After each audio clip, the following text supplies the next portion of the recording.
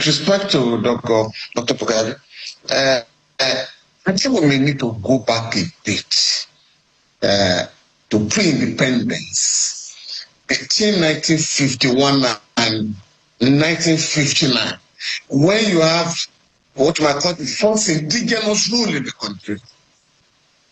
The politicians at the time belonged to the First Republic, even the Second Republic. The political parties that were set up were likely ideological. They knew what they wanted and they were competing among themselves. Political parties then were not simply vehicles for acquiring power. They were acquiring power with responsibilities. By 1960, what the British colonial regime handed over to Nigeria was what might call flag independence. The colonial structure was left largely intact.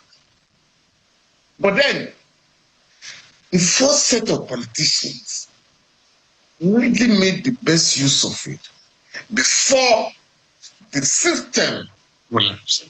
Came for those who romanticize the parliamentary system of government.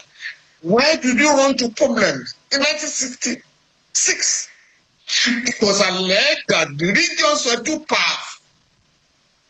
And so in 1975, when the late Murtala Mohammed, or the Murtala Mohammed regime, Murtala Mohammed Obasanjo regime, all members of the political in other words, the military wing and the civilian wing of the Nigerian ruling class agreed that we have to decide the parliamentary system. We have to embrace the presidential system. So, Chief Rotimi Williams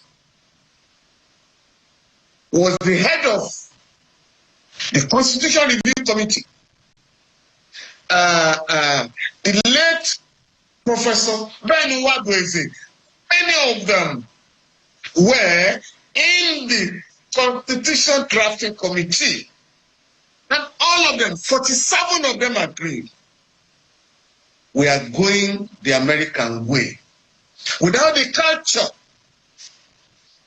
the political culture of America, without the discipline of the political class in America, ever, two people in the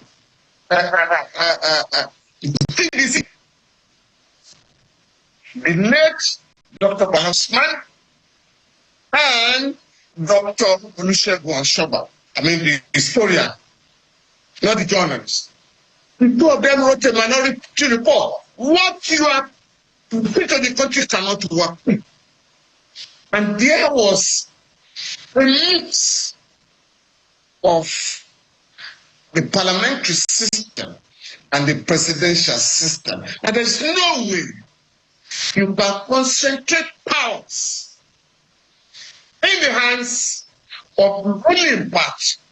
The ruling party must share power with the other constituencies. And that was what my learned colleague said earlier, Clem Nwanko, about proportional representation of great winner takes all.